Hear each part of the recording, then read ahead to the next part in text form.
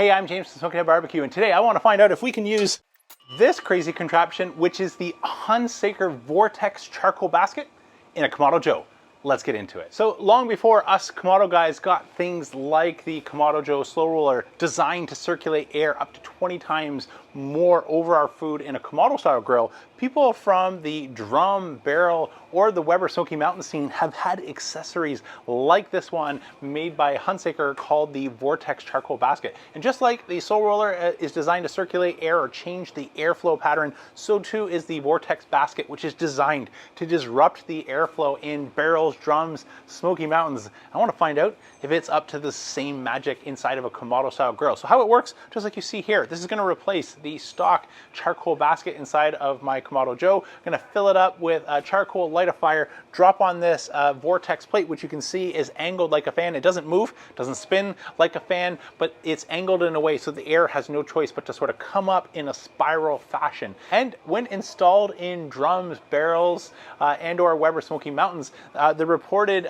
benefits here are seen across many YouTube videos, as well as people that I met and spoke when I was at Memphis in May. When I asked, what are you using and why do you love products like this? It was something that came up readily in terms of better smoke distribution, in terms of evening out the airflow pattern, the benefit of convection airflow, shortening our cooking times, and in a competition setting, when turn-in windows are 20 minutes and you miss it, you miss it. I can definitely appreciate how that plays dividends in a competition setting, but I want to find out, good idea or a bad idea when installed inside of a Kamado Joe grill? Let's find out.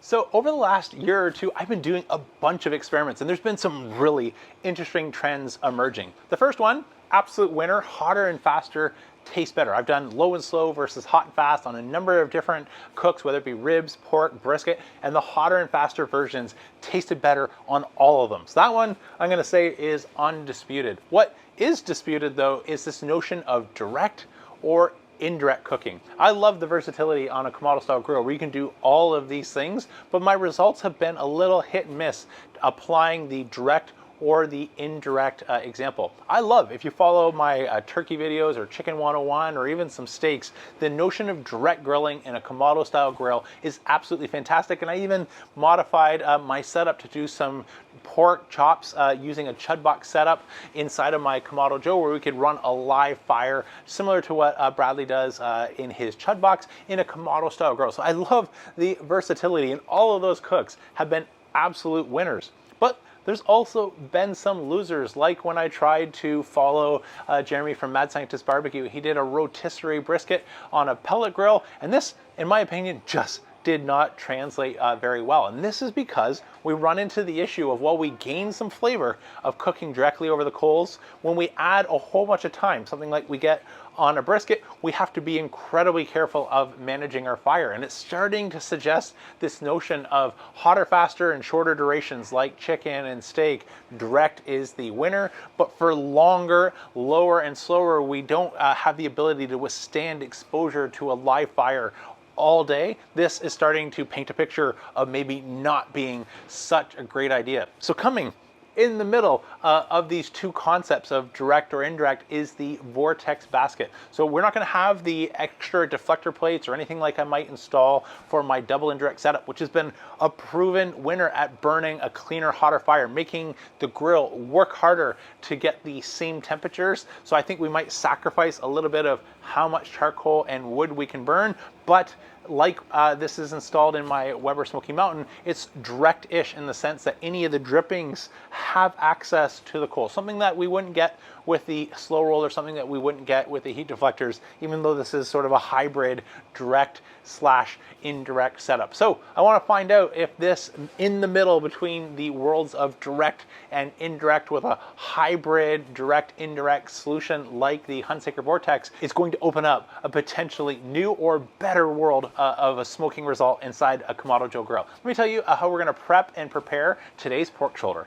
For our pork shoulder prep, I'm going to keep things fairly simple. I'm going to follow a similar method that I used a month or so back when I did 6 pork shoulders inside of my Kamado Joe, and that was inspired by Bar Barbecue. My friend Al from Eat More Vegans does a trip where he travels around and meets different barbecue shops and joints and unpacks some of the secrets behind their food recipes. And one of the things that Cooper shared to Al in that video is this notion of cold smoke. And this is what inspired the cold smoke video that I did. If a Texas joint cooked pork shoulders on Kamado Joe's, how would they go about doing it? And I get this question so often. I've actually developed an additional resource. I'll put a link down to it in the description down below, which is the notion of good smoke in a Kamado versus bad smoke. And this is perhaps one of the most wildly misunderstood things, because you hear people like Cooper talk about, let's run a dirty cold smoke fire, keep the temperatures around 180 to 200 degrees Fahrenheit, and then transition to a cooking fire a little bit hotter and faster. This is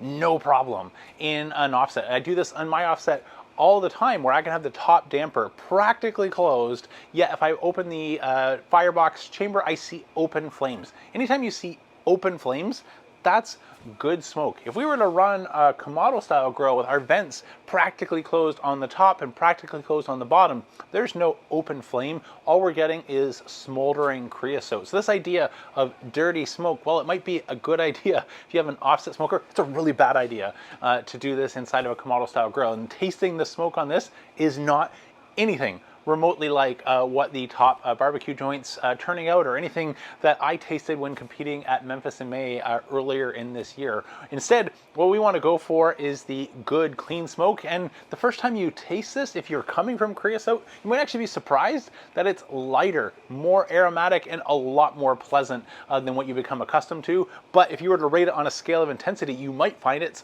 less, because we're not smoldering wood the whole time and just basting on a caked on layer of creosote that tastes a little bit, gross analogy, like licking an ashtray. So the way that we're going to help manage a good clean smoke following that discovery from Bar Barbecue is, once again, use a pellet tube smoker in order to get some smoke for the first hour or two, and then transition to our Vortex for our sort of direct heat hot smoke. Speaking of Bar Barbecue, I'm gonna also steal a page from them on their seasoning. They shared all they use on their large cuts or something like this Fiesta Season It All seasoning salt, which has many of the common ingredients that I include in my rubs. So there's salt, sugar, garlic, onion, and a couple other things that are in my common homemade rub. But what they do different, and Cooper shares in his video, is they go for color based on black pepper. So a red mahogany color, lighter pepper, and a little bit more of that signature Texas black bark. Go for a little bit heavier pepper. So I'm gonna use my pepper cannon, grind up some fresh cracked black pepper, sprinkle that on both sides, use a knife to score the fat cap so we get some nice crispy bits and exposed surface to work our rub in. And then I'm gonna come over it with the Fiesta Season It All in order to add our salt content. Another benefit that Cooper mentions of doing this in a restaurant setting, and I think it applies maybe just as well in the backyard, is that the problem with mixing all of your salt and ingredients together is the salt content sinks to the bottom. And depending on how well that's mixed, incorporated together, you might get one day service, it's too salty, and the next day's service, it's too low on salt. So by getting an eye in terms of separating our pepper from our salt, we get a more consistent result, and which really matters in a restaurant, and I think can apply to the backyard. So it's something that I'm experimenting with here, borrowing a page from Cooper's book at Bar Barbecue, and seasoning our pork shoulder this way by going with our black pepper and then our seasoning salt. I've just used a little bit of butcher twine to truss these up together, and I can get them in the refrigerator overnight for a dry brine. I talk about dry brine all the time, but if you haven't heard me go on about that, let me be quick, a 30-second plug for why it's important. Even though the salt will pull out some moisture initially, if you had two identical shoulders, one that you did a dry brine and one that you did not do a dry brine, the one that we dry brine first is going to lose weight, so it falls below on the weight category. But by the end of the cook, once the meat is exposed to heat and the fibers are tightening up and pushing out moisture, we retain far more moisture. So this is going to result in a more tender, flavorful, juicy product, as well as getting the seasoning all the way through. So everything is an advantage when we actually get to eating the finished product that we're cooking. So I think that's an absolute game changer. If you haven't given yourself an opportunity to try it, it's easy. Just add your salt the day before you want to cook, and on large cuts like brisket or a pork shoulder like we're doing today, it can absolutely withstand a pretty healthy dose of salt and sit in the refrigerator overnight without getting too salty, something that can happen on thinner things like chicken wings and or thin cuts of baby back ribs or St. Louis ribs or anything like that. For our grill setup, the Hunsaker Vortex basket is obviously not designed for the Kamado Joe. The reason I have it is because it's an accessory that I bought for my Weber Smoky Mountain. Coming back from competing in Memphis in May, Hunsaker accessories were used in a number of drums, barrels, and or Weber Smoky Mountains. And one of the most common accessories that I saw was the Vortex basket, which is why I had to get myself my own and start to put it through some of its own tests. But it's not, as I mentioned, designed for the Kamado Joe. So it doesn't go as wide as we could have accommodated, and instead it comes much taller than the stock basket. So that's why I'm using the Series 3. I wouldn't try and get away with this in a Series 1 or Series 2, because even in a Series 3, which is 4 inches taller, I'm using my stock divide and conquer rack, and as well as borrowing my Big Joe Series 1 divide and conquer rack, flipping that upside down, and then using a smaller cooking grate from the 22-inch Weber Summit in order to pull that off. So cha-ching, cha-ching, cha-ching, we've added a couple costs in terms of incremental costs to our accessories, but this is the same sort of setup that I've used for other Weber Smoky Mountain accessories, including the Hunsaker rib rack, where I did that in my Big Joe Series 1 using the Series 3, Series 1 rack, as well as the Hunsaker rib rack, and able to hang those ribs directly above a live fire. So not saying this is necessarily a good idea, just explaining the garage sale of parts that I've had to pull together in order to get some clearance from our Vortex basket. And I think after playing with the measuring options that I had at my disposal, this is going to be best foot forward. Just like I would cook in a drum, barrel, or my Weber Smoky Mountain, we're going direct, if we want to call the Vortex basket direct, as it is a bit of a heat deflector from the charcoal fire itself. But I'm going to add in a couple pieces of smoking wood in the bottom. These are naturally seasoned, not kiln dried, something else that I touch on in my book in terms of understanding how to get the best smoking results inside of a Kamado. But the punchline here is that even though all wood reaches its equilibrium humidity content point at some point, whether it's kiln dried or naturally seasoned, there's a sweet spot in terms of getting the perfect amount of smoke in terms of not being too wet or too dry, where it just combusts and shoots up our temperatures and we don't get any good flavor. And this wood I've already tested is in that 10 to 20% range that I'm looking for. So those are the chunks that I've added to the bottom. Covered that up with some fresh Fogo, got my Grill Blazer grill gun out, fired up a nice hot spot in the center, as well as adding one extra piece of smoking wood at the stage when everything is nice and cool to the touch. This is a great way to get away with that good dirty smoke without any of the downsides of having our vents completely clamped down, because the fire is going to continue to work to put heat into our dome and can burn nice and clean, and we can get a little extra supplemental smoke on our pork shoulder. That's it in terms of the setup. I'll rejoin you a little bit later on. The game plan for the rest of the cook is to spray if anything starts to dry out with half and half apple cider vinegar and water, and then I'm going to move to a foil wrap about 180 185 degrees. I would normally go with something like a foil boat because I want to continue to develop the bark, but my expectation here in the Vortex setting is we're going to get a good bark all the way around, and I may want to start to stop that from drying out and retain some of the pork fat that's rendered on the inside in order to make a more tender and juicy shred. If we don't wrap at all and continue to dry that out, I found you get great bark, but it's a little bit too dry for our taste, and then you end up having to make up for that in terms of adding some supplemental things like sauce in order to give that perception of juiciness. So I think that should be the perfect game plan for retaining tender and juicy pulled pork using the Vortex accessory. All right, according to the meter, our Vortex pulled pork is ready. So I'm just going to confirm for probe feel, and what I'm looking for here is that's what's happening, right? When I let go, that the probe wants to fall. Now the weight's carrying it away to this side, but I'm seeing a temperature. Let me just hit the hold so you can see that. 206.7, and so earlier when I checked and it was a little bit tight and it feels as if almost I was grabbing that by my hand and it doesn't want to release. What you're looking for, that room temperature butter should almost feel like it wants to fall right back where you put it in with next to no resistance. So that is probing like butter. So the next part is just letting this rest down about an hour to 2 hours depending on your plan, but for us it'll be a 2-hour rest before we're ready to shred this for dinner. I'll see you then. Okay, it's been 2 hours and our pork shoulder has rested down. So let's get it out and see how it shreds. Pour in the pork rendered fat that we've saved. That was the advantage of moving to the wrap, is that we don't lose all this to our Vortex basket and smoke flavor.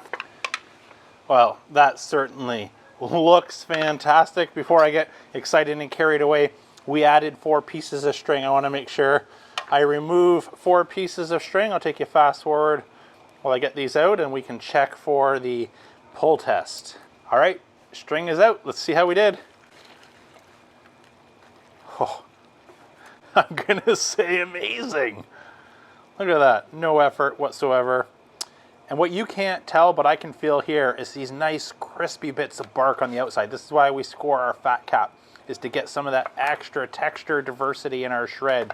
So get some soft bits, some crunchy bits, some bark, smoky bits, all of it comes together. I think, I haven't tasted this yet, but I already know. I think we're gonna be in for a treat. Take it fast forward while I get the rest of this shredded up and ready. Well, the bark is there, the tenderness is there. This much I know before diving in, but now the moment of truth. How's it actually taste? Cheers. And don't judge, I know that's a big handful. I can't wait. So there's lots going on, but let me start to try and put the pieces of the puzzle together. So first thing that I got, bark. That's a 10 out of 10. That is really good. The next thing that I'll move into is the smoke. This is interesting. This is actually, I'm going to say this is less smoky than when I did the 6 pork shoulders. And I used the cold smoke at the beginning of both of those cooks. So there's something from memory. This is a couple weeks ago that I did that. But there's a big difference here in smoke. But there's another flavor. Let me get another bite. Make sure I'm not telling you any stories. Cheers. Yeah, there's definitely a different flavor coming through, which is, I'm going to call it grilled hamburgers. We're cooking hamburgers direct on the grill. You get that awesome sort of char grilled flavor. I'm getting that on this. So am I getting wood smoke to the same strength that I can get on a double indirect setup, or I did on those 6 pork shoulders, which is also double indirect with a cold smoke? No. In fact, I even saw it when we opened it up and took a look at our basket of what was left. We got through all the smoking wood pieces that we added, but when I added some supplemental wood in the bottom of my kick ash can, unlike normal, that completely burns up, and I can add those sort of every hour or so and burn them. This one piece that I added wasn't completely consumed in the duration of the cook. And so again, using the fuel is flavor, we used less fuel, and I think we have less flavor when it comes to wood smoke, but we've added something with that char grilled flavor. So is this a good idea? Well, it's definitely a novelty. If you have one, something like a drum smoker or a Weber Smoky Mountain, and you have the Vortex basket, go ahead, give it a try, see if it's something that you might like. But if I were to think about adding the cost of an accessory not really designed for a Kamado style grill, the fact that you need a Series 3 just to have the height, and you need both divide and conquer racks from a Series 1 and a Series 3 flipped upside down to get enough clearance from the Vortex basket, and we're still not done.